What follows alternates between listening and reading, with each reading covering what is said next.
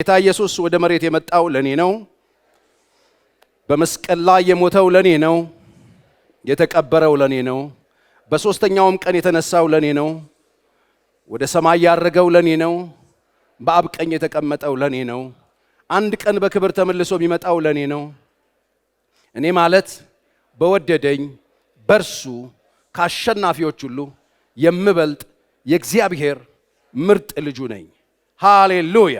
ለእግዚአብሔር ክብር አጨብጭቡ። ወደ ዕለቱ መልእክታችን እንሄዳለን። ክብር ለኢየሱስ ይሁን። ባሉት ደቂቃዎች ደግሞ ከኔ ጋራ አብረን የእግዚአብሔርን ጸጋ እንከፋፈላለን። የምነሳው በጣም ፌመስ ከሆነው የመጽሐፍ ቅዱስ ክፍል ነው። በዮሐንስ ወንጌል ምዕራፍ 10 ቁጥር 27 ላይ ያለ ሐሳብ ነው። ሌላ ነገር ስለማንል እሱኑ ነው የምንነጋገረው። በጎቼ ድምፄን ይሰማሉ፣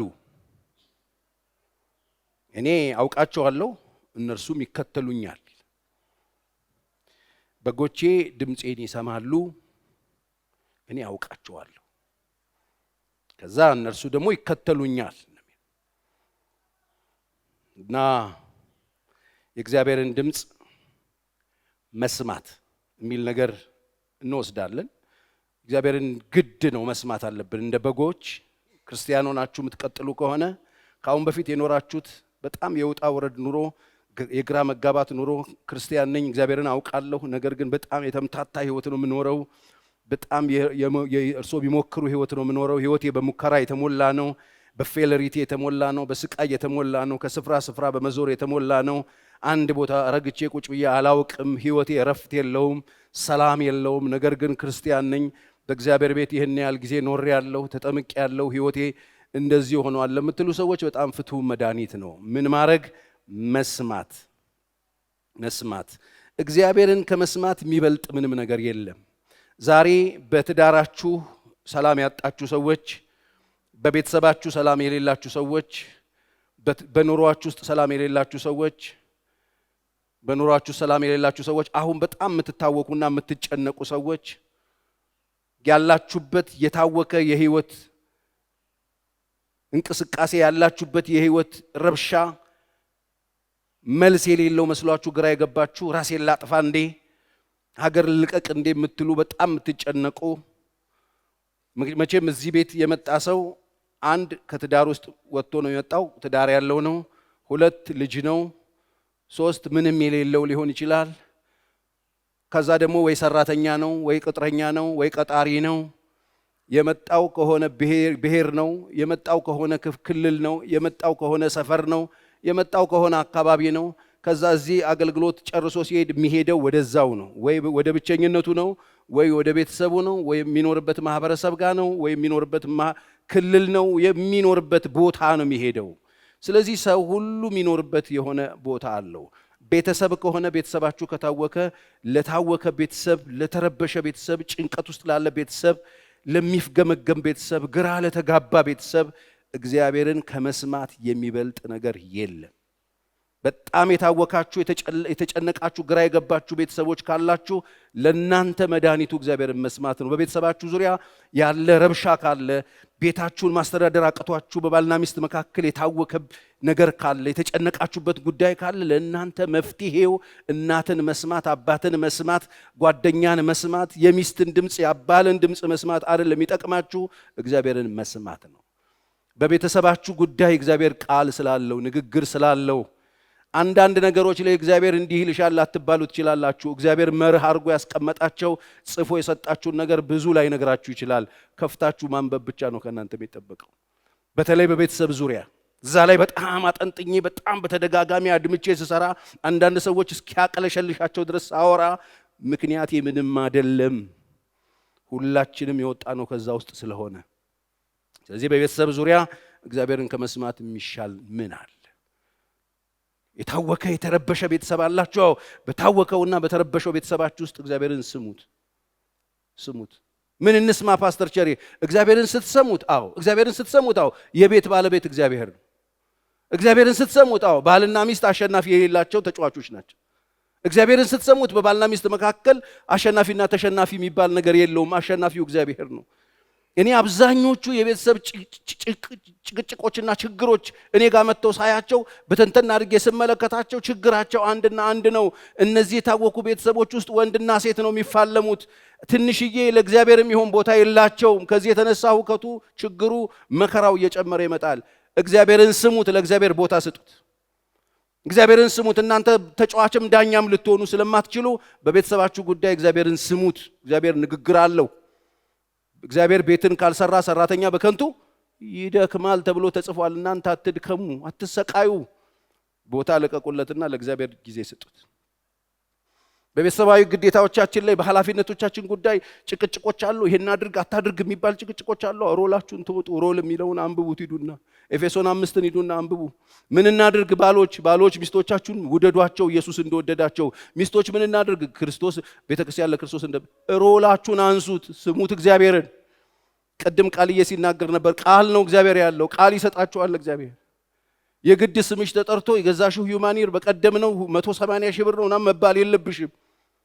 የእግዚአብሔር ቃል ተጽፎልሻል። ሮልሽን ተወጪ፣ ሮልህን ተወጣ።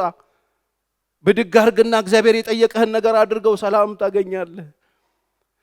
በጎቼ ድምፄን ይሰማሉ፣ እኔም አውቃቸዋለሁ፣ እነሱም ደግሞ ይከተሉኛል፣ ምላቸውን ያደርጋሉ።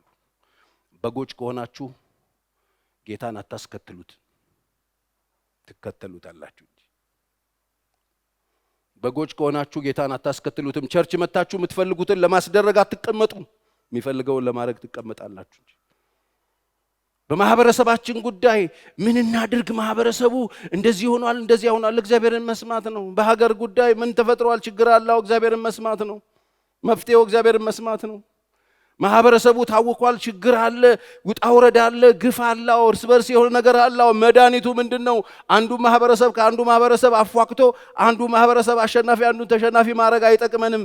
የሚሻለን እግዚአብሔርን መስማት ነው። አሁንም በማህበረሰብ መካከል ችግር አለው፣ ረሃብ አለው፣ የሆነ ግራ የተጋባ ነገር አለው። አሁን ሰሞኑን ሶሻል ሚዲያ ላይ ሲመላለስ ያየሁት ለአንድ ቀን ህግ ባይኖር የሚለው ነገር ተጽፎ የመጡት ኮሜንቶች አስደምመውኛል። በቃ ሪያሊቲው ይሄ ነው። ይሄን ይዘን መፋነን የለብንም። ሪያሊቲው ይሄ ነው። እንደ ቀልድ መውሰድ የለብንም። ማህበረሰቡ መካከል ያሉት በጣም አስገራሚ፣ ልትጨብጡት ልትይዙት የማትችሉት ቀልዶች አስገራሚ ናቸው። እኔ ፕራንኩ ዘግናኝ፣ ሚስትን ቁጭ አድርጎ የሚያስለቅስ ፕራንክ ነው ይላል። በኋላ ላይ ማለት ምንድነው እየሆነ ያለው?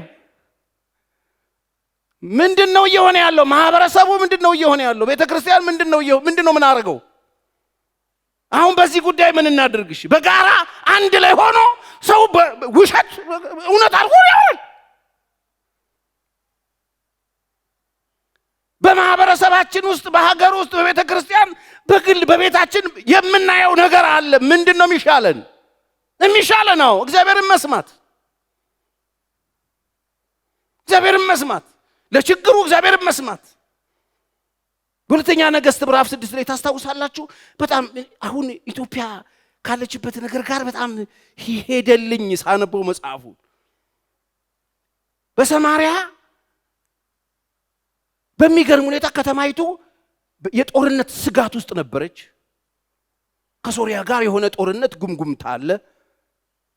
ኃይለኛ ረሃብ አለ። ሰማሪያ ላይ ሀገሩ ላይ ረሃብ አለ። የረሃቡን አስከፊነት ሲያወራ የዶሮ ኩስ በመስፈሪያ ይሸጣል። ደግሞ ኑሯቸው ጥሩ የሆኑ ሰዎች በ50 ብር የአህያ ራስ እየገዙ ይበላሉ። በጣም የተመቱትና ኑሮ በጣም የከበዳቸው ሰዎች ደግሞ ተነጋግረው ልጅ አርደው ቀቅለው የሚበሉበት ረሃብ። መንግስት ግራ ገብቶት በጣም ተጨንቆ በሰገነት ላይ አንዱ ወደዚህ እያለ የሚኖርበት ጊዜ ነበረ። ማለት ከመንግስት እስከ ታችኛው ማህበረሰብ ድረስ ኃይለኛ የሆነ ዱብዳ አለ፣ ፍርሃት አለ፣ ጭንቀት አለ፣ ረሃብ አለ። በዚህ አስከፊ እንግዲህ የሆነ የተነጠለ የለም። መንግስትም ተጨንቆ ነበረ። ከፍ ያሉትም ተጨንቀዋል፣ ታች ያሉትም ተጨንቀዋል፣ ድሆችም ተጨንቀዋል። ሁሉ እዛ ደግሞ ጥግ ያሉ ለምጻሞቹ ዳር ድንበር ለሚኖሩት ተጨንቀዋል። ሁሉ ጭንቅ ውስጥ ነው ያለው። ምን ምን ይሻላል? መንግስት የሚያረጋው ግራ ገብቶት ቁጭ ብሎ የሚያረጋው ነገር ቃቅጥቅጡ የልብሰ መንግስቱን ለብሶ እንዲህ ዝንጥ ብሏል። የለበሰው ይላል ከውስጥ ከልብሱ ውስጥ የእንትን ማቅ ለብሶ ነበር። መንግስት እንደዚህ ማቅ ለብሶ ልብሰ መንግስቱን ለብሶ ነበር የነበረው። ማንም ማቁን አያውቅም። ተጨንቋል። ውስጥ የራቡ ከባድነት ሁለቱና እናቶችን አሳረዱ። አንደኛዋን ልጇን ቅቅል አድርገው ብልት ታረጉና ኔክስት ዲያችኛዋ ደግሞ ተረኛዋ ረጂ ስትባል አይ ሐሳቤን ቀይሬያለሁ ልጄን አላርድም አለቻት። በዚህ ምክንያት ተጋጭተው እንዴት እበላለሁ አትበይም ተባብለው ምንድነው የምትበይው ምንድነው አላበላ የምትዩ ተካሰው መንግስት ጋር መጡ።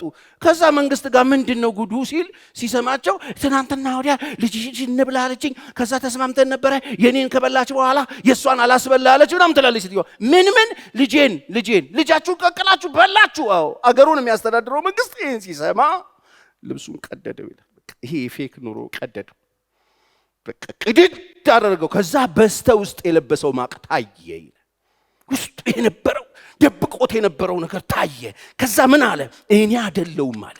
ያ ኤልሳ የሚባል በአገሬ ውስጥ የሚኖረው የእግዚአብሔር አፍ የሆነ ሰው እሱ እያለ ይሄ ሁሉ መከራና ችግር ውስጥ ገብተናል። መፍትሄውንም ያውቀዋል የት ጋር እንዳለ። አይገርማችሁ? የሱ ራስ ዛሬ ራሱ ላይ ካደረች እኔ አይደለሁም ሂዱና አንገቱን ይዛችሁልኝ ነው አለ። ኤልሳ ደግሞ ከሽማግሌዎቹ ጋር በሩን ዘግቶ ቁጭ ብሎ ነበር ይላል መጽሐፍ። ተረጋግቶ ቁጭ ብሎ የሚሰማኝ ቢኖር በርጋታ ይቀመጣል። በእንደዚህ አይነት ውከት ውስጥ ሰውየው ይሄንን ሲል ኤልሳ ሰምቷል። ከዛ አብረውት የነበሩትን ባሮች የነፍሰ ገዳይ ልጅ አንገቱን ቆርጣችሁ አምጡ ብሏል፣ ሂዱ ያዙት በር ላይ እንዳይገባ አለ። ከዛ የመጡት ሰዎችን ከለከሏቸው፣ አትገቡም አሉ። ምንድነው ግርግር? ከዛ ኤልሳ አንተ ነህ እንደዚህ ያለህ ምናምን ሲባል ወጣና እንደዚህ ያላቸው። ምዕራፍ 7 ሄዳችሁ ታዩ። የእግዚአብሔርን ቃል ስሙ። ለምኑ? ለዶሮ ኩሱ ለርግብ ኩሱ። የእግዚአብሔርን ቃል ስሙ። ጦርነት አለ እኮ የእግዚአብሔርን ቃል ስሙ። ረሃብ አለ የእግዚአብሔርን ቃል ስሙ። ይሄው ማቅ አለ የእግዚአብሔርን ቃል ስሙ። መፍትሄው ላለንበት መመሰቃቀል፣ ላለንበት የውሸት ኑሮ፣ ላለንበት እውነትና ውሸት ከተቀላቀለበት ላለንበት የፌክ ሳቅ መፍትሄው የእግዚአብሔርን ቃል መስማት። የእግዚአብሔርን ቃል ስሙ አላቸው። መፍትሄው ይሄ ወገኖቼ፣ በጎቼ ድምጼን ይሰማሉ። እኔም አውቃቸዋለሁ፣ የሚሰሙኝን አውቃቸዋለሁ። እነሱም ደግሞ ምን ያደርጉኛል? ይከተሉኛል። ወገኖቼ ላለንበት ሁኔታ እግዚአብሔርን መስማት ወሰን። ምን ውስጥ ነው ያላችሁት? ምንም ይበልጥ ነገር አለ? እግዚአብሔርን ከመስማት ይበልጥ ነገር ምን አለ? አሁን ላለንበት ሁኔታ፣ ላለንበት የህይወት መተራመስ፣ ላለንበት እርጋታ ማጣት፣ ላለንበት ረፍት ማጣት፣ ላለንበት ሐዘን፣ ላለንበት ጤና ማጣት፣ ላለንበት ጨለማ፣ ላለንበት ግራ መጋባት፣ ላለንበት ለየትኛው መመሰቃቀል መፍትሄው ማስመሰል ሳይሆን እግዚአብሔርን መስማት ብቻ። ምን ውስጥ ነው ያላችሁት? እግዚአብሔርን ስሙት። በኑሯችሁ ቢሆን ስሙት። በሥራ ጉዳይ ቢሆን ስሙት። ስራችሁ ተመቷል? አዎ ስሙት። እግዚአብሔርን ድምጽ አለው እግዚአብሔር። ኑሯችሁ ግራ ገብቶታል? አዎ እግዚአብሔርን ስሙት። ጤናችሁስ ችግር ውስጥ ነው ያለው? ስሙት። አሁናዊ ላላችሁበት ሁኔታ እግዚአብሔርን መስማት። አሁን እየኖረ ያለ ሰው አለ እዚህ አሁን ላላችሁበት ነገር መፍትሄው እግዚአብሔርን መስማት። እንግዲያውስ ጸሎት ቤት የመጣችሁ ምን ልታደርጉ ነው? እግዚአብሔርን እንሰማው። ስለዚህ ኮንሺየስ መሆን አለባችሁ። ለዚህ ነው ሁሉ ጊዜ በመንፈስ ኮንሺየስ ነው። እዚህ ጋር ወጥቶ ጸሎት የሚመራው ሰው ከፍቶ ማንበብና መጸለይ ከጀመረበት ሰዓት ጀምሮ የእናንተ ሊሆን ይችላል፣ እዛ ጋር ሊሆን ይችላል የእናንተ መልእክት ያለው። ከዛ ደግሞ ዘማሪዎቹ መጥተው ቆመው ሲዘምሩ የሚዘምሩት ነገር ውስጥ ይሆናል የእናንተ ቃል ያለው። እግዚአብሔርን ለመስማት ነው።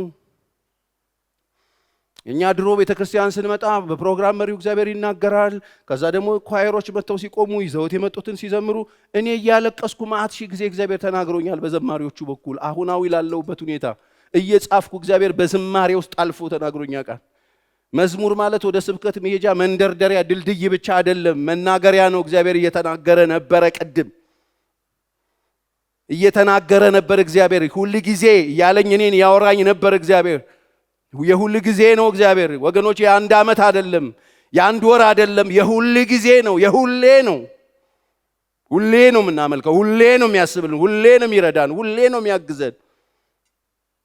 አሁናዊ ላላችሁበት ሁኔታ እግዚአብሔርን ስሙት። የሚሰማኝ ቢኖር በእርጋታ ይቀመጣል፣ ከመከራ ስጋት እግዚአብሔር ያሳርፈዋል። ክብር ለኢየሱስ ይሁን። አዝናችኋል? አዎ። ሐዘን ውስጥ ነው ያላችሁት? አዎ። እግዚአብሔርን ስሙት። ሐዘን ውስጥ ያላችሁ ሰዎች፣ መሬት ላይ የሚኖረው ሁሉ ሳቂታ፣ ሁሉ ሰው ደስተኛ ሊሆን አይችልም አይደለም። ሐዘን ውስጥ ላለ ሰው እግዚአብሔር ድምፅ አለ፣ የሚያጽናና ድምፅ አለ። እነሆ ሁሉን አዲስ አደርጋለሁ ሲል ድምፅ ነው እግዚአብሔር። ስለዚህ ኮንሸስ ሆናችሁ በመንፈስ ተዘጋጅታችሁ ካልመጣችሁ እግዚአብሔርን አትሰሙት። አሁን ትውልዱ እግዚአብሔርን ከመስማት ይልቅ የሆነ ቲያትር ነገር ይወዳል። ቅድም እንደነገርኳችሁ እንደ ሶሻል ሚዲያ ላይ እንደምናየው ፕራንክ ነው የሚወደው፣ ቀልድ ነው የሚወደው። እግዚአብሔር ይናገራል፣ ሕያው ነው። እግዚአብሔር የሁል ጊዜ አምላክ ነው። አሁንም ትናንትናም ዛሬም ለዘላለም እሱ ሕያው ነው። እግዚአብሔር ይናገራል። አዝናችኋል? እግዚአብሔርን ስሙት። ሐዘን ውስጥ ናችሁ? እግዚአብሔርን ስሙት። ቤተክርስቲያን በአገልግሎት እርስ በርስ ባላችሁ ግንኙነት በትዳራችሁ አዝናችኋል? እግዚአብሔርን ስሙት። ነግሬያችኋለሁ። እግዚአብሔርን ቅድ ከእናንተ ጋር አለ። አዎ፣ የምታዩትን አይቷል።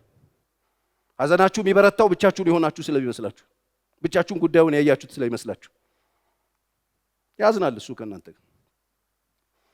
3 ቀን ተከትለውኛል፣ ሂዱ በትናቸው ይሂዱ፣ በቃ አሁን መሽቷል ሲባል ኖ ኖ ኖ ኖ ኖ አለ። ምን ነው ሲባል አዝንላቸዋለሁ። 3 ቀን እኮ ነው የተከተሉኛል። የ3 ቀን ሂሳብ የሚሰራ ጌታ ነው ያለ።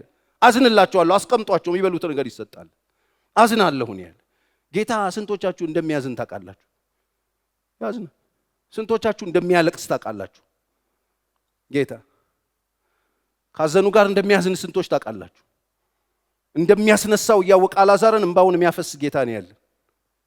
ሲመጣ ሊያስነሳው ነው የመጣው፣ ለቅሶ ሊደርስ አይደለም የመጣው። ማርያምና ማርታን ሲያያቸው ጥውልግ ብለው የ4 ቀን ሐዘንተኛ ጥርሻ መስለው ወንድማቸውን ቀብረው ሐዘን ላይ በነበረው ጊዜ ኢየሱስ መጣ። አዘነ ኢየሱስ። የት ነው ያኖራችሁት ይላል። ወገኖች ሐዘን ላይ ካላችሁ ስሙት። እሱ መጣና ሐዘን ላይ ወንድምሽ ይነሳል ይላታል። የቀበረችውን ጉዳይ፣ ያሳዘነሽ ያስለቀሰሽ አበቃለት ያልሽው ጉዳይ ይነሳል። ኢየሱስ ማለት መስሚያዋ ገና ነበር። ትናንትና ማርያም እግሩ ስር ዝርፍጥ ብላ ቁጭ ብላ ካፉ የሚወጣውን ቃል ትሰማ የነበረች ማርያም፣ ይሄ አይወሰድባትም የተባለች ማርያም፣ ኢየሱስን የምትሰማ ማርያም፣ አሁን ግን መስማት ተስኗት አንድ ቀን በትንሣኤ ነው ይነሳለሁ።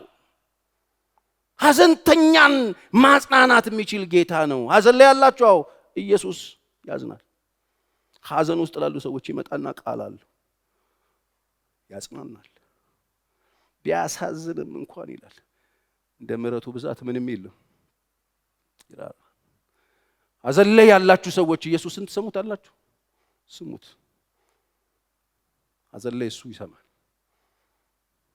ሐዘን ላይ ያሉ ሰዎችን ብዙ ሰዎች ላያዩአቸው ይችላሉ። ጌታ ግን ከሐዘንተኞች ጋር ይቆማል፣ ከጎናቸው ቆሞ ያጽናናል። አንዱ እኮ የመንፈስ ቅዱስ ሥራ እኮ ስሙ አጽናኝ ነው። ማን ነው የሚጽናናው? እከሌን እናጽናናው ስንል ምን እያልን ነው? ምን ብሏል ማለት ነው? እከሌ ባይመጣ ብቻውን ሄዶ የሚያጽናና ጌታ እንደሆነ ታውቃላችሁ? አንዱ አጽናኝ ነው። ማጽናናት ይችላል። ማንም ሊያጽናናው የማይችለው ሐዘናችሁን አንዳንድ ሰው አጽናናለሁ ብሎ መጥቶ ሰባብሯችሁ ሐዘን ላይ ሐዘን ጨምሮባችሁ፣ ስብራታችሁ ላይ ስብራት ጨምሮባችሁ፣ መከራችሁ ላይ መከራ ጨምሮባችሁ፣ ግራ አጋብቷችሁ ክርስትናችሁን ጥያቄ ውስጥ ጥሎባችሁ ነው የሚሄደው። አንዳንድ ሰው አላዋቂ ሳሚ ይሆናል። ይመጣና አጽናናለሁ ብሎ። እኔ አንድ ጓደኛ አለኝ፣ ዳግሜ ያሰፋ ታውቁታላችሁ። በጥይት ተመቶ ዊልቸር ላይ ወደቀ ወንድሜ። እሱ በታመመበት ጊዜ ሰዎች እናጽናናለን ብለው እየመጡ ካገኛችሁ አንብቡት። ያልተፈቱ ሰንሰለቶች የሚገርም አይነት ጠያቂዎች አሉ። ሊያጽናኑ መጥተው አይዞ እግዚአብሔር ስለሚወድህ ነው ይሉት። አንድ ቀን አንዱ መጥቶ አይዞ እግዚአብሔር ስለሚወድህ ነው አለው። አንዷ ደግሞ እዚህ ጋር ቁጭ ብላ እየጠየቀችው ነው። ስለሚወድህ ነው እንደዚህ ያደረገው? አዎ እግዚአብሔር ይወዳል። ልጅቷ ስም አለችው፣ እግዚአብሔርን ካገኘው እኔ እንዳይወደኝ ንገረው አለችው። እኔ እንዲወደኝ አልፈልግም አለችው። አመፀኛ እኮ ወንበዴ ሰውዬ ነው በጥይት እንደዚህ ያደረገው። ግን አጽናኙ ሰውዬ መጥቶ እግዚአብሔር ስለሚወድህ ነው ይሉ። አያችሁ፣ የማታውቁ ከሆነ ዝም በሉ። እግዚአብሔር ማጽናናት ይችላል። እንደዚህ አይነት ሰው ለኛ ከአእምሮ በላይ የሆኑ ጉዳዮችን የሚፈታው እሱ ብቻ ነው። የማይገባችሁ ነገር ላይ አርፋችሁ ቁጭ በሉና ቆሎ በልታችሁ ሂዱ ከለቅሶ ቤት። አንዳንድ ሰው አጽናናለሁ ብሎ መጥቶ ሰዎችን እንዴት ገሏቸው እንደሚሄድ ማጽናናት ግን የሚያውቅበት ድንቅ ጌታ አለ። አሜን። ሁሉንም የሚያውቅ የልብ አድርስ። አሜን። እሱ ያጽናና። ሐዘን ውስጥ አላችሁ፣ እግዚአብሔርን ስሙት። ምን እያላችሁ ነው? በጤና ማጣት ውስጥ አላችሁ፣ ግራ ገብቷችኋል፣ የሆነ ኮምፕሊኬትድ የሆነ ነገር ውስጥ ያላችሁ፣ ተው መፈታት አይችልም ያላችሁበት ነገር ግራ ገብቷችኋል፣ እግዚአብሔርን ስሙት። እሱ ያጽናናል። ቀርቦ ወደ ልብ ቀርቦ ማንም የማይገባበት ቤት ውስጥ ገብቶ ማጽናናት የሚችል አይዞ ካለ አይዞ አንድ የሚያነሳ ይነሳል ካለ ይነሳል ያለው ነገር የእውነት የሆነለት ስንቶች ናቸው እናጽናናለን ብለው መጥተው ይሄውልሽ ይሄ ሰው የሞተን ሰውዬ አስነሳዋለሁ ብለው ቀልደው ጮኸው የሞተው ሰውዬ ተቀብሮ ሰዎቹ ይነሳል የተባሉ ሰዎች ልባቸው ተሰብሮ የቀሩ ቁጥር ስፍር የላቸው ወገኖች። ጌታ ሲያጽናና ግን ያጽናናል። በሐዘን ውስጥ ስትሆኑ እግዚአብሔርን ስሙት። በጎቼ ድምጼን ሰማሉ። ለምን ስብር ብለው እግራቸው ተሰብሮ በጎቹ ስርቻ ሲወድቁበት በበትሩ ጎትቶ አውጥቶ በሸምበቆ አስሮ አቅፎ መሄድ የሚችል ጌታ ነው እኮ የምናመልከው። የተሰበረውን መጠገን የሚችል ነው እኮ ጌታ። ያዘነውን ማጽናናት የሚችል ነው እኮ ጌታ። የተያዘውን ማስለቀቅ የሚችል ነው እኮ ጌታ። በእኔ ተማምኗልና አስጥለዋለሁ የሚል ጌታ እኮ ነው ያለን። ያጽናናል። ያዘናችሁ ሰዎች ልባችሁን ከፈት አድርጎና እሱን ስሙት። ምን እያረክ ነው ንገረኝ በሉት። እሱ ቀረብ ብሎ ሲያጽናና እንዴት ተጽናናች፣ እንዴት ቆማ ሄደች፣ እንዴት ከዛ ነገር ውስጥ ወጣ እንደገና ለስራ ተነሳች። ጌታ ነው። የጌታ ማጽናናት ጉደኛ ነው ወገኖች። ጠባሳ አጥፍቶ ማጽናናት የሚችል አምላክ ነው ያለን። ግራ ተጋብታችኋል። ህይወት ግራ አጋብታችኋለች። ጌታን ስሙ። አይቀርላችሁ። ምድር ላይ ስለምትኖሩ አይቀርላችሁ። ማዘናችሁ አይቀርም፣ አጽናኛል። መሰበራችሁ አይቀርም፣ ጠጋኛል። መገፋታችሁ አይቀርም፣ አስጠጊያል። እስቲ በደንብ አሜን። ማዘናችሁ፣ ግራ መጋባታችሁ አይቀርም። ከግራ መጋባት የሚያወጣችሁ ጌታ አለ። ክብር ለኢየሱስ ይሁን። ግራ አልተጋባችሁም? ግራ አልገባችሁ? ምንድነው ማድረገው? በዚህ ቤት በኩል ነው የሚሄደው አላላችሁም? እኔ ከትናንት ወዲያ የነበሩን ኬዞች እነዚህ ናቸው። በቀን ውስጥ በሳምንት አንድ ቀን የነበረው ስራ በሳምንት 7 ቀን ሆኗል። ለምን ካላችሁ በጣም ብዙ ሰው ግራ ገብቶታል። ግራ መጋባት ውስጥ አለ። ትልቅ ኑሮ ውስጥ ሆኖ ግራ መጋባት ውስጥ አለ። ትንሽ ኑሮ ውስጥ ግራ መጋባት ውስጥ አለ። ስልጣን ላይ ቁጭ ብሎ ግራ መጋባት ውስጥ አለ። የሚይዘው የሚጨብጠው ግራ የገባው ብዙ ሰው አለ። የተምታታበት ምን ላድርግ የሚል ግራ ስትጋቡም ምንድነው መንገዱ ቤት በኩል ነው የሚሄደው ስትሉም እሱ አለ። እሱን ስሙት። ሮም ተለው በሉት። ግራ በገባችሁ ሰዓት ስፍራ አትልቀቁ። ዝም ብላችሁ እየሮጣችሁ መፍትሄ አትፈልጉ። ቆም በሉና እሱን ስሙት። በጎቼ ድምጼን ይሰሙኛል፣ እኔም አውቃቸዋለሁ። እነሱ ደግሞ ምን ያደርጉኛል? እኔን ይከተሉኛል ማለት እኔ ነኝ ከፊታቸው የምወጣው። ብቻቸውን ሮጠው ገደል አይገቡ። እኔ ያለው ከነሱ ጋር። ለግራ መጋባታችሁም እሱን ስሙት። አሜን። እሱን ከሰማችሁት መልካም ይሆንላችኋል። ግራ መጋባት አለ። የሆነን ማታቆት ፍራንክ እጃችሁ ላይ መጥቶ ምን ላርገው ብላችሁ ግራ የገባችሁ ሰዎች አላችሁ። ልክ እንደ ፍራንኩ አንዳንድ ሰው ትልቅ ስልጣን እጁ ላይ ዱብ ብሎበታል። በስልጣን ምን እንደሚደረግ አያውቅም። ትልቅ ፍራንክ እጁ ላይ ቁጭ ብሎለታል። ግራ ግብት ብሎታል። አንዳንድ ሰው ድንገተኛ የሆነ የመሬት ግምት ተቀብሎ ብር እጁ ላይ ያለው ግራ ግብት ብሎታል። አንዳንድ ሰው ማኔጅ ማድረግ የማይችለው ነገር እጁ ላይ ዱብ ብሎ ግራ ግብት ብሎታል። ይኸውላችሁ ከግራ መጋባት የሚያወጣችሁ ጌታን መስማት። ጌታን ለመስማት ደግሞ ጉልበታችሁ መሬት አስነኩት። ሰከን በሉና ተንበርከኩ። ስሙን ጥሩት። የት ነው ያለው በሉት። ሰለሞን የቤርሳቤ ልጅ። ቤርሳቤን ታቋታላችሁ። ባሏን አስገድሎ ዳዊት የወሰዳት ሴትዮ ማለት በቃ ንጉስ ይሆናል ብሎ ቃል ገብቶላት ነበር። እንደተናገረው እግዚአብሔር ንጉስ አደረገው በእስራኤል ላይ። ያ ዳዊት ይመራው የነበረው ሀገር ላይ። ይገርም ነው። አምጥቶ ሲያስቀምጠው ሰለሞን እግዚአብሔር ጋር ምን ብሎ እንደጠየቀ ታውቃላችሁ? እኔ ህዝብን በጣም ትልቅ ህዝብ ነው። ግራ መጋባት ነው እኮ ትልቅ ህዝብ ነው። በጣም አባቴ ያስወጣውና ያስገባው የነበረው በግ በጣም ብዙ ነው፣ አገሩ ብዙ ነው፣ አስተዳደሩ ብዙ ነው። ስለዚህ እግዚአብሔር ሆይ ያለ እኔ አወጣና አገባ ዘንድ ይሄን ሕዝብ አስተዳድር ዘንድ ምን አልልም አልችልም፣ ግራ ገብቶኛል። አሁን የምፈልገው ማስተዋልና ጥበብ ስጠኝ፣ ይሄንን ሰፊ ሕዝብ ማስተዳድርበት ብሎ እግዚአብሔርን ጠየቀው። አይገርማችሁ? መልካሙንና ክፉን እኔ አላውቅም ማለት ነው። ግራ ሲገባችሁ ምን እናርግ? ጸልዩ። ግራ ይገባው አይሮጥ። ግራ ይገባው ከግራ መጋባት የሚያወጣው እግዚአብሔርን ይሰማል። በእግዚአብሔር ፊት ቁጭ ብሎ ግራ እንደገባው ይናገራል። ግራ ገብቶንም እግዚአብሔርንም ሳንሰማ ምንድነው ምን ሆነው? ግራ ሰዎች እኮ ይዟችሁ የሚሄዱት ግራ የተጋቡ ሰዎች እኮ ወደ ግራ መጋባት ነው ይወስዷችሁ። አንተ ግራ ገብቶ ወዴት ነው ይዘህን የምትሄደው? ሰው ግራ ከገባው እኮ በቃ ከግራ መጋባት ውስጥ የሚያወጣው ያስፈልገዋል። እግዚአብሔርን መስማት አለበት። ሰለሞን መጥቶ ድንገት እጁ ላይ ይሄ መንግስት እጁ ላይ ገባ። ይሄ ትልቅ መንግስት እጁ ላይ ሲገባ አንደኛ ነገሥት ምዕራፍ 3:9 ላይ ሄደ ተመልከቱ። እኔ አላውቅም፣ ስለዚህ መልካሙንና ክፉን አላውቅም ለመለየት ሕዝብህን ማስተዳደር እንድችል እባክህ እግዚአብሔር ሆይ አስተዋይ ልቦና ስጠኝ፣ ጥበብ ስጠኝ ሲለው እግዚአብሔር ደስ አለው ይላል። አይገርማችሁም? ግራ የተጋቡ ሰዎች እግዚአብሔርን ማስደሰት ትፈልጋላችሁ? አዎ። አልችልም እርዳኝ በሉት። 80-90% የሚመጣው እኔ ጋር ግራ የገባው ደግሞ እግዚአብሔርን መስማትም ደግሞ አይፈልግም። በጣም የሚያስቀው ግራ ገብቶታል፣ መንበርከክም አይፈልግም፣ መስማትም አይፈልግም። ግን ከግራ መጋባት መውጣት ይፈልጋል። ወጥተህ ልትሄድ ነው። ህይወት ግራ ገብቷቸዋል። ትዳር ግራ ገብቷቸዋል። ስራ ማጣት ግራ ጋብቷቸዋል። ሀገራችሁ ግራ ጋብታቸዋለች። አሁን ያለው መንፈሳዊ ሁኔታ ግራ ጋብቷቸዋል። እግዚአብሔርን ጠይቁት፣ እግዚአብሔር መልሳል። ሰለሞን ሲጠይቁ እግዚአብሔር ደስ አለው ይላል። እግዚአብሔር ደስ ከተሰኘባቸው ምዕራፎች መካከል ጥቂቶች ናቸው መጽሐፍ ቅዱስ ውስጥ ደስ ተሰኘ የተባለበት አንዱ እዚህ ጋር ደስ አለው። እግዚአብሔር በጣም ደስ አለው። ዋው አለ። አንድ ግራ መጋባት ውስጥ ያለ መፍትሄ ልሰጠው ወደምችለው ወደ እኔ ደግሞም ትክክለኛ ፖይንት አነሳ። አልችልም የሚል ፖይንት አነሳ። እኔ ግራና ቀኝ አላውቅም የሚል ሰው እየተነሳ። አይገርማችሁ? ግራ ስትጋቡ ከግራ መጋባት የሚያወጣ የሚያቀላችሁን እግዚአብሔር ፈልጉት። ከዛስ ሰለሞን አለው። ሰለሞንን እግዚአብሔር ጸሎቱን ሰማ። ጥበብ ብቻ አይደለም እሰጥሃለሁ፣ የጠየቅከው ማስተዋልን ብቻ አይደለም እሰጥህ፣ ያለመንከኝን ረጅም ዕድሜ፣ ያለመንከኝን ብዙ ሀብት፣ ያለመንከኝን እንደ ባህር አሸዋ ሰፊ ልብ እሰጥሃለሁ። ያልጠየቅከውን ለምን እንዳንተ አይነት እንደወጣት ጓደኞች የጠላቶችን አይደለም የጠየከኝ፣ እንዳንተ ጓደኞች ገንዘብ አይደለም የጠየከኝ፣ እንዳንተ ጓደኞች የሆነው ነገር ይሁንና እኔን ዕውቅና አይደለም የጠየከኝ የሚገርም ነገር ነው አለ እግዚአብሔር። ደስ አለው እግዚአብሔር። እግዚአብሔርን ስሙት። ለዚህ ነው ሰለሞን በዓለም ላይ ከተነሱ ጠቢባን መካከል የሚበልጠው ኢየሱስ ብቻ ይሆነው።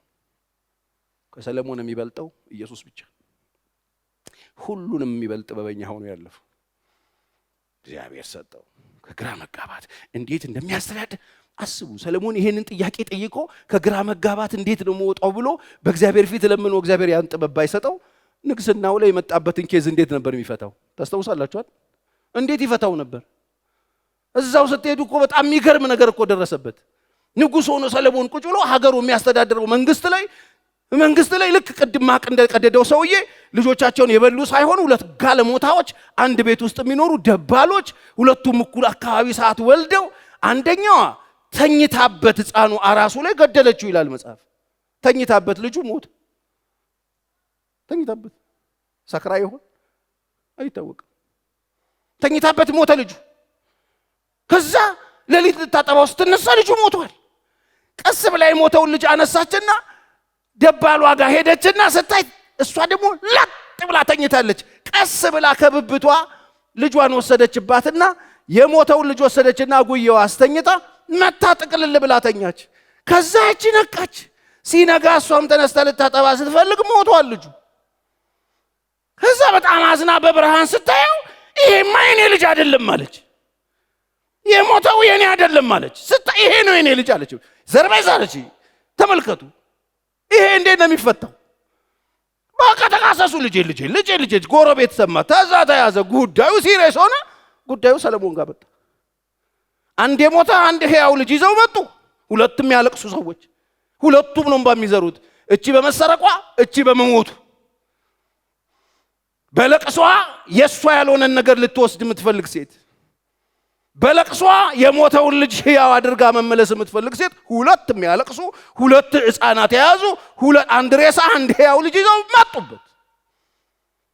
እንዴት ይፍታ?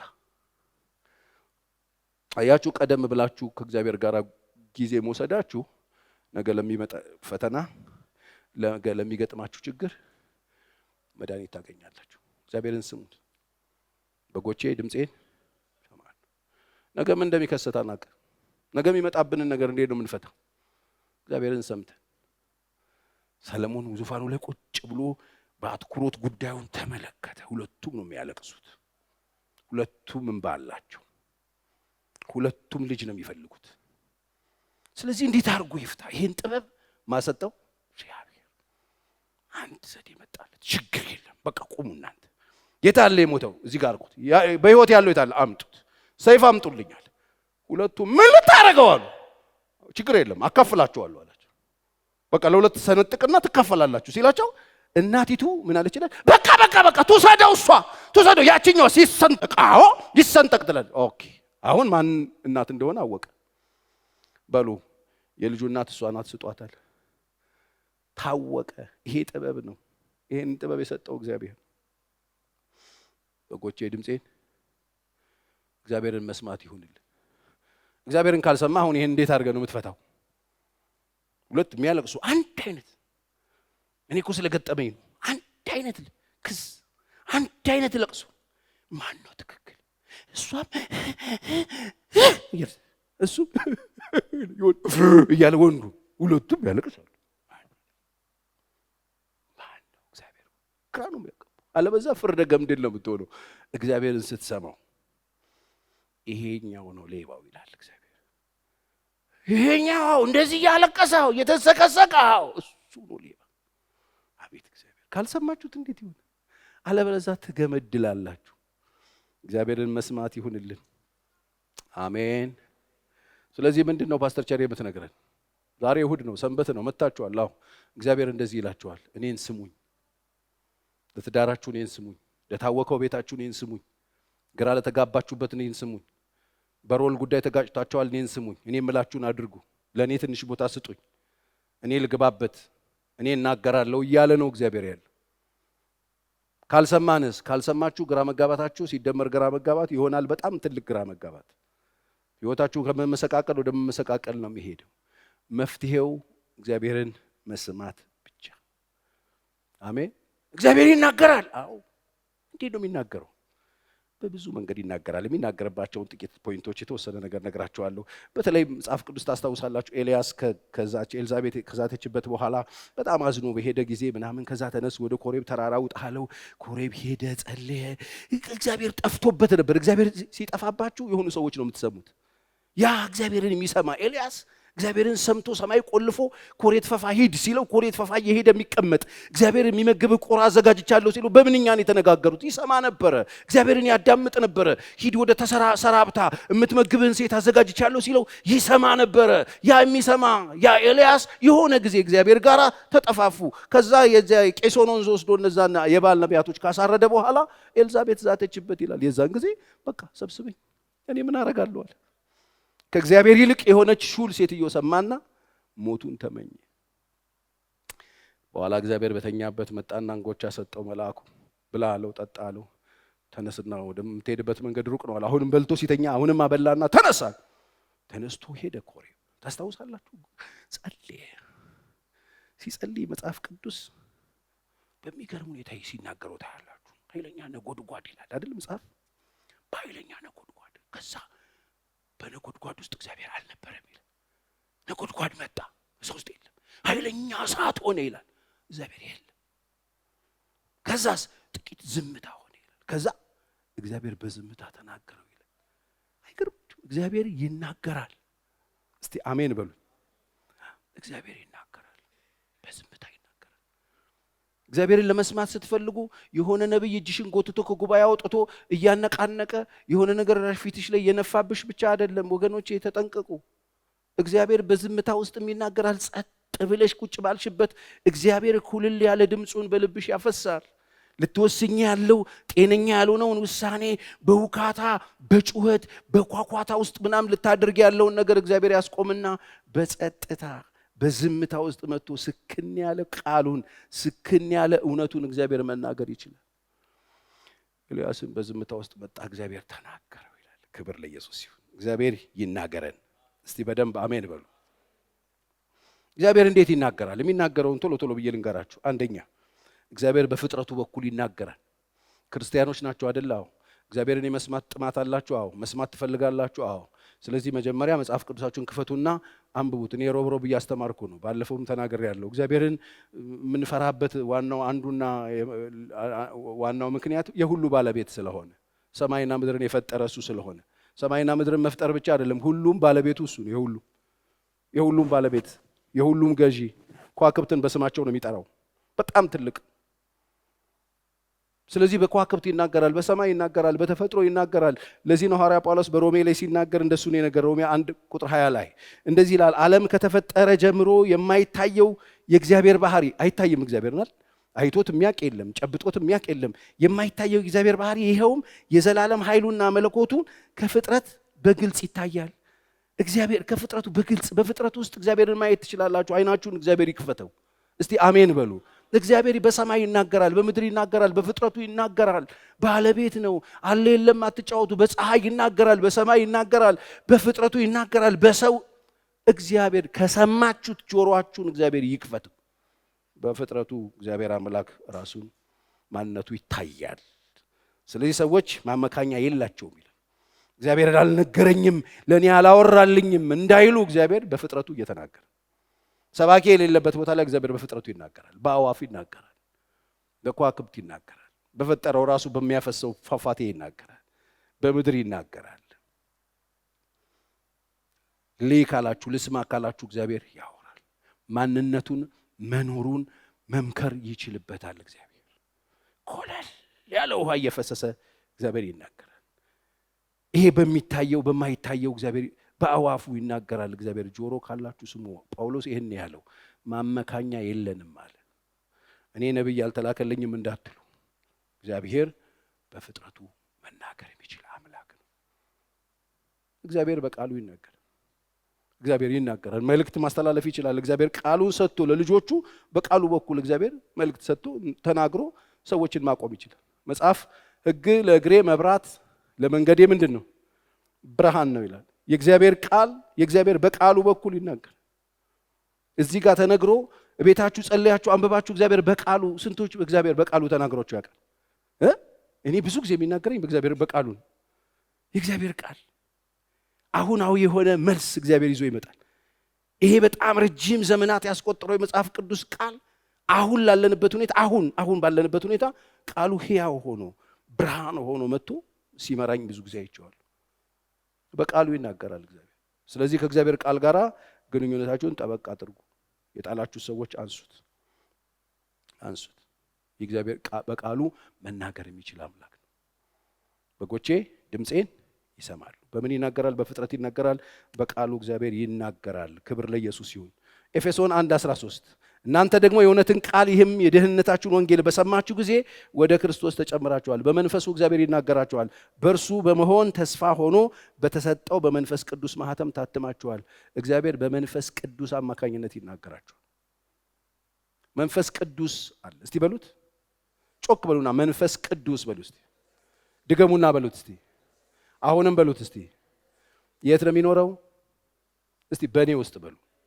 እግዚአብሔር በመንፈስ ቅዱስ ይናገራል። መንፈስ ቅዱስ ምንድን ነው ስራው ካላችሁ፣ የእኛን የርስት መያዣ ሆኖ የተሰጠን መንፈስ ቅዱስ ማህተም ታትማችኋል ይላል። እኛ ውስጥ የእግዚአብሔር መንፈስ አለ። ማንም አጠገባችሁ ባይኖር መንፈስ ቅዱስ መምከር ይችላል። እግራችሁን አንስታችሁ ልትሄዱ ስትሉ ተይ ይላል። የሆነ ነገር ልትናገሩ ስትሉ አትናገሪ ይላል። የሆነ ነገር ልትወስኑ ስትሉ ተይ ይላል። ከሰማችሁት እግዚአብሔር መንፈስ ቅዱስ ይናገራል። መሪ ነው።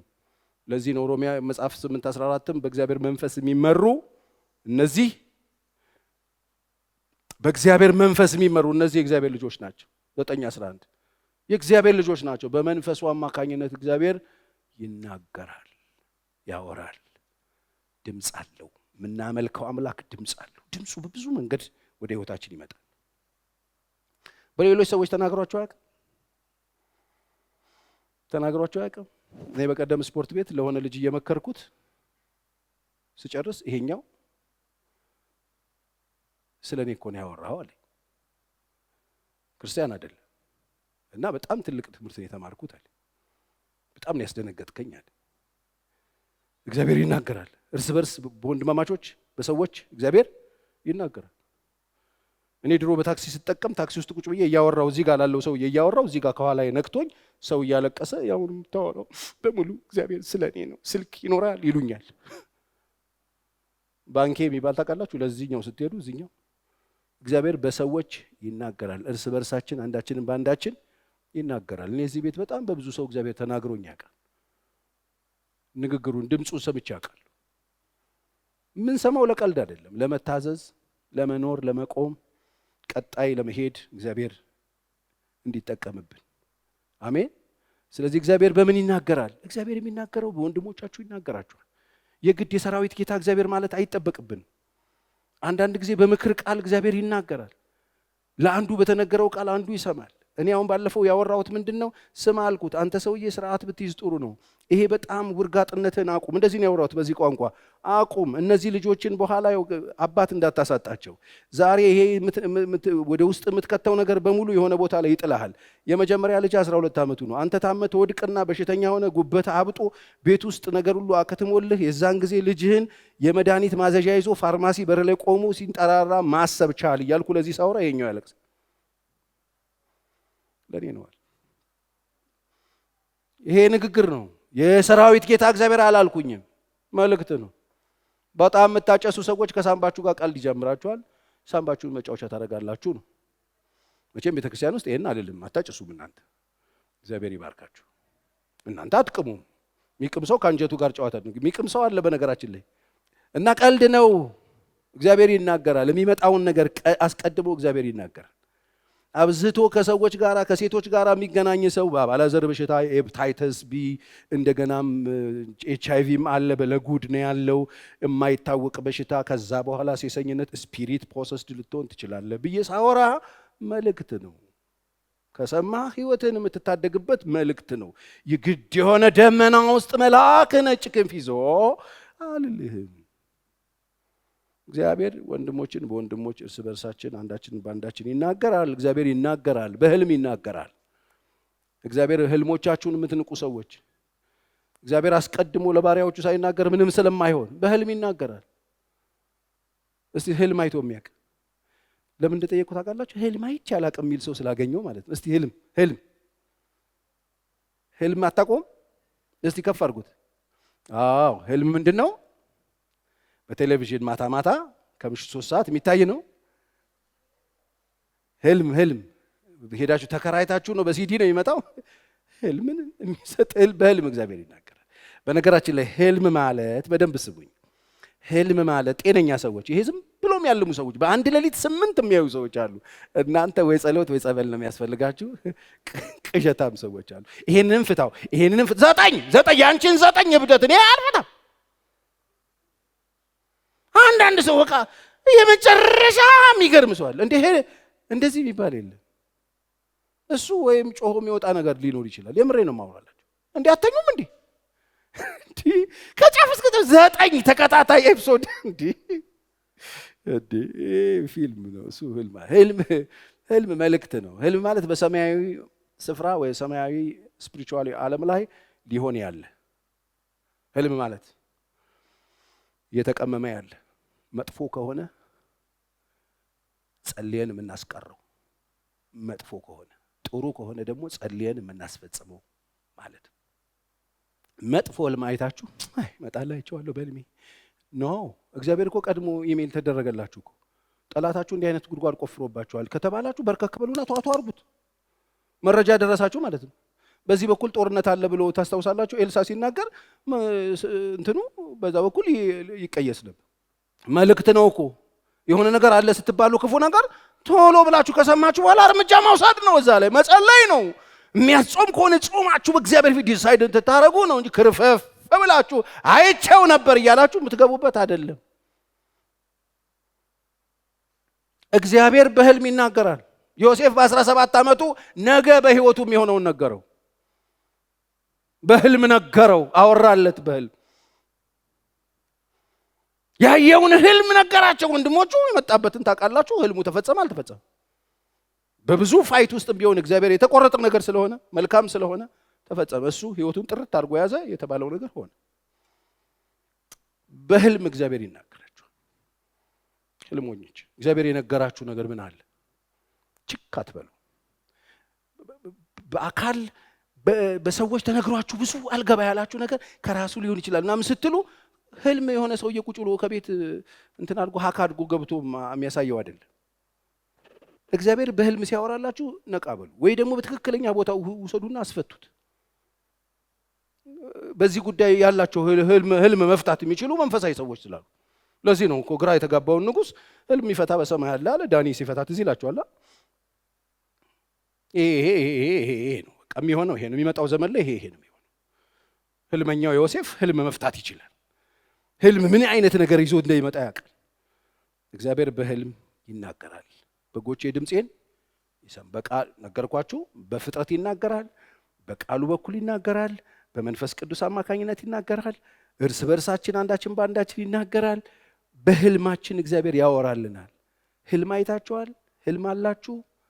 እግዚአብሔር የነገራችሁ ነገር አለው። ይዛችሁ አተኙ፣ ጸልዩበትና መመላ እናምጣ። ክብር ለኢየሱስ ይሁን። እዚህ ቤት አንድ እህት ነበረች።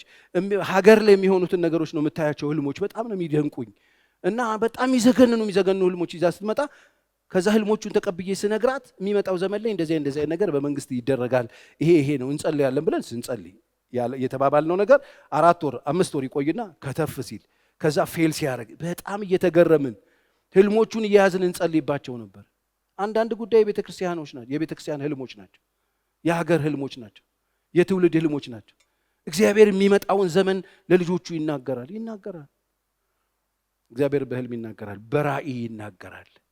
ራእይ ሰዎች ራእይ ያሉ እንደ ጴጥሮስ ራእይ ታስታውሳላችሁ። ተኝቶ ጋደም ብሎ መንፈስ በተመስጦ ሆኖ ራእይን ያየው በሸማ ላይ እነዛ 4 እግር ያላቸው እንስሶችም ምናምን በሸማ አወረደለትና ብላ አለው ይላል። ምንድነው? እኔ አልበላም ሲል ትበላታለህ። አልበላም፣ እኔ እርኩስ ነገር በልቼ አላውቅም። ትበላታለህ። እግዚአብሔር እኮ እኔ የቀደስኩትን አንተ የምታረክስ ምንድነው? አሁን እዛ ውስጥ ሰውየው በጣም ዘግኖት አንድ አይሁዳዊ ሰው ሆና ያልተሰነጠቀ በጣም እርኩስ የሚባል ነገር ብላ አትብላ ሲል ሲጨነቅ አድሮ ብንን ሲል በር እየተንኳኳ ነው። ምንድነው ሲባል የሆነ ሰው ራእይ አይቶ እሱ ጴጥሮስ ይጸልይልሃል ተብሎ ታስታውሳላችሁ። በቀኑ 9 ሰዓት ላይ ጴጥሮስ ይጸልይልሃል። ለጴጥሮስ እግዚአብሔር ጴጥሮስ ይጸልይልሃል ሲባል ጴጥሮስ ይጸልይልሃል በተባለበት ሰዓት ጴጥሮስ የሚጸልይበት መንፈሳዊ ብቃት አልነበረውም፣ ዘረኛ ነበር። ምክንያቱም አሕዛብ እንደ አሕዛብ ነው የሚያየው። አገልግሎቱን አጥር ሰርቶ ለአይሁድ አይነት ነገር ነበር የነበረው። እግዚአብሔር ለካ ብላ አትብላ ምንድነው? አጥሩን እያፈረሰበት ነው። አጥሩን እያፈረሰበት አንተን የቀደስኩትን የምታረክስ ማን ነው የሚለው ለካ ከሆድ ጋር የተያያዘ ጉዳይ አይደለም ወገኖቼ። በምግብ በራእይ ያያችሁት የሚበላ ነገር ሁሉ ከሆዳችሁ ጋር የተያያዘ አይደለም። ከተበጣጠሳችሁበት ብሔርተኝነት እግዚአብሔር ሊፈታችሁ ነው። ይሄ ሰውዬ የተበጣጠሰበት ብሔርተኝነት ነበረ። የወንጌል ይዞ ውስጡ የነበረ ትልቅ ግንብ ነበር። እሱን ግንብ ለማፍረስ ራእይ ሰጠው። ይሄ ዘረኝነቱን ሰበረለት እግዚአብሔር። አንተ የምታረክስ ማን ነህ? ለካ ሂድ ነው እያለው ያለው። አሕዛብም ለካ መንፈስ ቅዱስን እንዲቀበሉ ተፈቅዷል። ሄዶ ሲጸልይላቸው ሁሉ መንፈስ ቅዱስ ተሞሉ ይላል መጽሐፍ ቅዱስ። አሕዛብ ቤት ሄዶ ጸለየ። ኮምፕሌን ሲያደርጉት ኖ እኔ ከእናንተ የባስኩኝ ተቃዋሚ ነበርኩ፣ ነገር ግን እግዚአብሔር መጣ፣ በራእይ ተናገረኝ፣ አየውኝ። ራእዩ ምንድነው? ይሄን አየው። ስለዚህ እግዚአብሔር ለካ ማያዳላ እጀ ሰፊ ደግ አምላክ እንደሆነ ተረዳዋል። ይኸውላችሁ እግዚአብሔር ይናገራል። እስቲ አሜን። እግዚአብሔር በምን እንዲናገራችሁ እንደምትፈልጉ አላውቅም። እግዚአብሔር ግን ተናጋሪ አምላክ ነው፣ ይናገር አምላክ ነው። በጎቼ ድምፄን ይሰማሉ። ስለዚህ ምንድነው ፓስተር ቸር የምነግረን? ህይወታችሁ እንደዚህ ይሁን። ከዛሬ ማታ ጀምሮ እነሆኝ እሰማሃለሁ፣ ባሪያህ ምን በለኝ፣ ተናገረኝ። አሜን ይሆንልን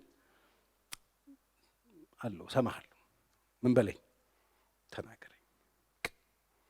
ይናገራል። ሳሙኤል ለዚህ ነው እየሮጠ ሲወጣ ሳሙኤል ሲባል አቤት እያለ ሲወጣ የጠራውን ሳያውቅ የሚያወራው እግዚአብሔር ሲጠራው ሲሮጥ። እግዚአብሔርን የማትሰሙት ከሆነ ህይወታችሁ የሩጫ ነው፣ ትርጉም የሌለው አቤት አቤት ነው። የሳሙኤል ሩጫ እግዚአብሔርን መስማት ከመጀመሩ በፊት ህይወቱ የሩጫ ነበር። ሲነጋ መሮጥ አቤት አቤት ይላል። ማን ጠራህ ይለዋል ሰውየው። አልጠሩኝም እንዴ አባዬ ጋሼ አልጠራውም። ሳሙኤል ይላል እግዚአብሔር። አቤት ይላል እየወጣ። እኔ አልጠራውም ይለዋል። ማን ይጠራኝ? ማን ይጠራው? ሳሙኤል ግን እግዚአብሔርን አያውቀውም ነበር ይላል። እግዚአብሔርን የማትሰሙት ከሆነ ከውከው ያላችሁ ጠዋት ተነስታችሁ መሰለኝና ደሳለኝ ህይወታችሁን ያጠለቀልቀዋል። እግዚአብሔርን ስትሰሙት እነሆኝ ባሪያ በኋላ ኤሊ ምንም እንኳን ይወላችሁ እንደው እግዚአብሔር ትልቅ ሰው አያሳጣችሁ። እንደው የፎረሸም ሰው ቢሆን እንደው ትልቅ ሰው ልምድ ያለው ሰው እግዚአብሔር ይስጣችሁ። በደንብ አሜን በሉኝ። ይሄ ሰው የፎርሿል እንጂ ልምድ ነበረው እግዚአብሔርን የመስማት።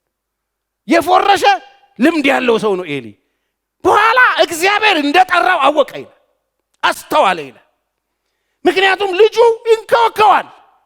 አቤት አባባሉ የተጠራ ሰው ነው፣ ግን የሰማው ነገር የለም።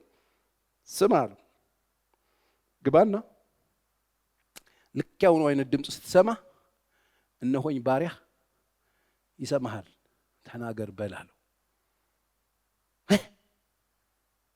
ማን ነው እሱ?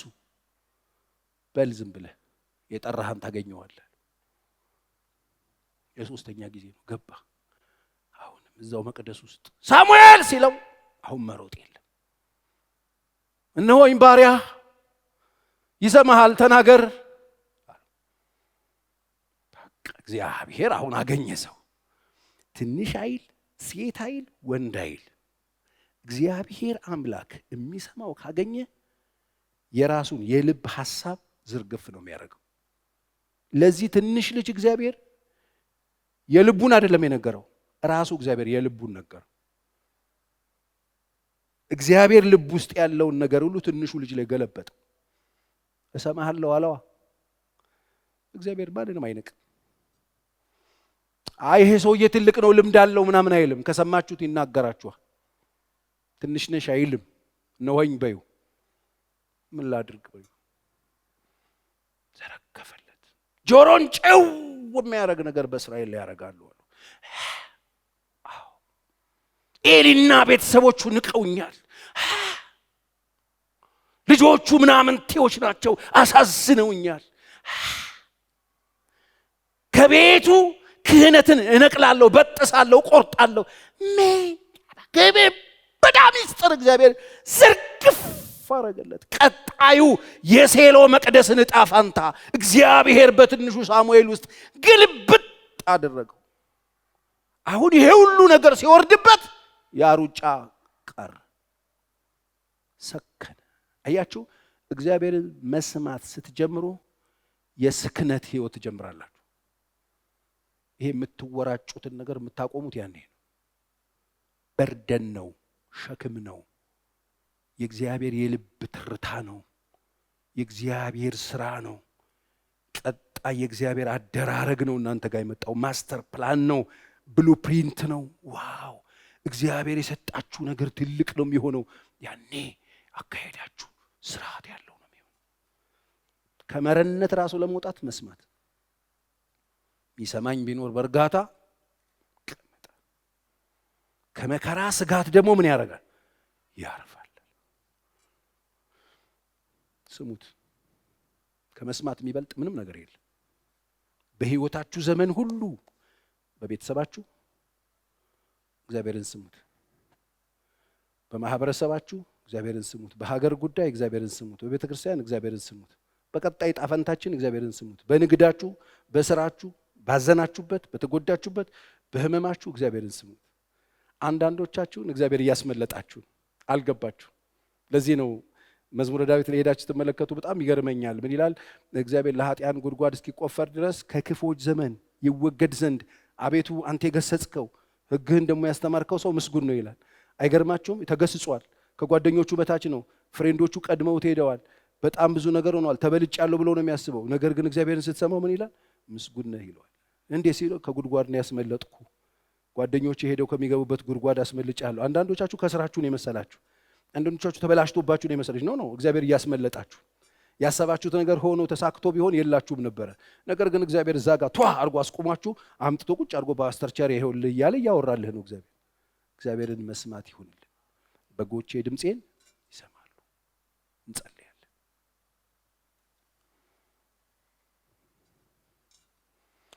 ክብር ለመንፈስ ቅዱስ ይሁን። መስማት በእግዚአብሔር ፊት ነፃ የሚያወጣን እግዚአብሔርን መስማት። በቤተሰባችሁ፣ በትዳራችሁ፣ ለኑሯችሁ ስሙት። ነሆኝ ባሪያ እሰማሃለሁ ጌታዬ።